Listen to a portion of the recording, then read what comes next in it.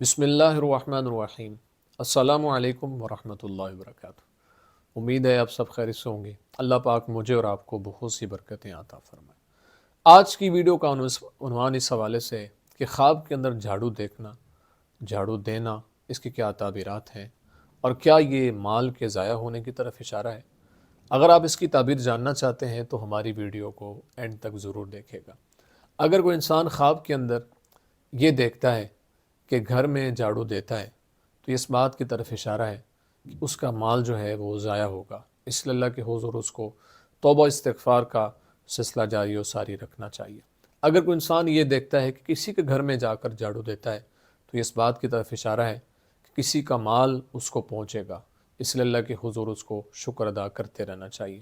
اور اگر انسان اس کو کسی کے گھر میں جا کر جھاڑو دے کر اس کی خاک جو ہے یعنی مٹی اپنے گھر میں لے آیا ہے تو یہ بھی اس بات کی طرف اشارہ ہے کہ کسی کا مال اس کو پہنچے گا، اس لیے اللہ کے حضور اس کو دعاؤں کا سلسلہ جاری و ساری رکھنا چاہیے۔ امید ہے آپ کو ویڈیو پسند آئی ہوگی۔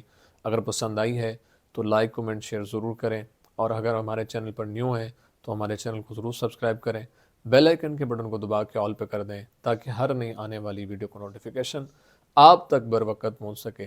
زندگی رہی تو انشاءاللہ نیکسٹ ویڈیو میں آپ سے پھر ملاقات ہوگی۔ السلام علیکم ورحمۃ اللہ وبرکاتہ۔